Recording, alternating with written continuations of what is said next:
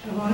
Yeah, why, like when we do swimming in like like a hot water swim, like a warm swimming pool, Yes. different than cold swimming pool, and then after swimming you feel that you're distressed, all the tension and the stress goes away, and you feel joy goes away, and you're in a good mood. That's how I feel usually. When I do like continuous swimming, and this is one of the things that I like running give me a different feeling than swimming. So why do you feel, again, if you feel joyous, that means this element has increased and is active and in movement. And most exercise will activate the blood. So, again, in the science of it all, traditionally you exercise and you get the blood going, you get the circulation going, the breath going, and then you take food, and food enters into that environment and takes on the quality of that environment. That's why it's better to exercise before eating rather than after eating. But cold water, swimming in cold water can also invigorate you and make you feel, really good. One of my favorite things used to be ice breaking. I had a friend, we used to go in the wintertime and break ice and swim in that water.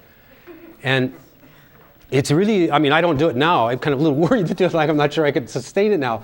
But I'll tell you, it's a pretty wonderful, spectacular thing to do. It's extreme, but it increases your body heat. Anyone ever done that? You know how it's like. Right? The heat just increases tremendously. You just actually can even burn. The skin can actually burn, but the circulation in the blood rises up so dramatically.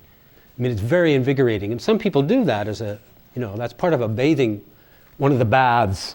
You can get very, very hot and then turn it cold, and everything increases the circulation dramatically.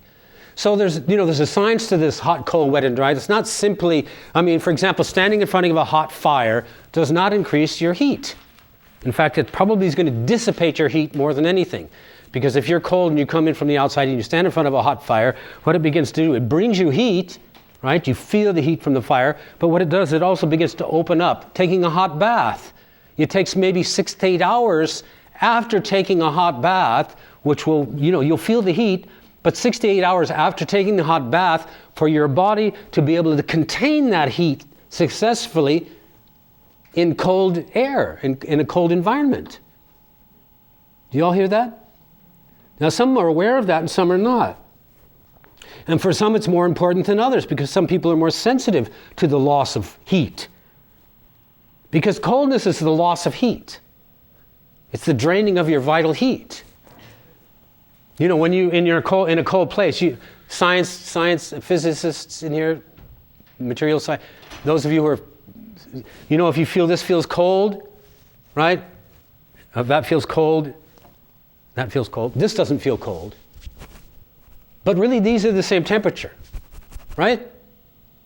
Physicists, come on. Who knows what I'm talking about? Right, that's true, right? This feels cold, but it's actually the same temperature as this styrofoam cup. Okay. Do you all know that? What's the difference? Huh? Heat transfer. It's not that this is cold. What this is doing is this is drawing out the heat in my hand. The heat is moving into that. It doesn't move into this. It's contained. So it feels warmer to me, but it's not really. So the science of containing the heat. Most people suffer from cold. Many, many people suffer from coldness, and they don't know it because, one, they're not connected to their bodies. Most of us are not connected to our bodies anymore. We are out of our bodies, and we're not in the realm of sensation. I'll go into that more before this whole thing is over, and we'll do some exercises to come back to our senses, inshallah. But because most people are out of their bodies, they suffer from cold and their body doesn't function, but they don't have a clue as to what's happening.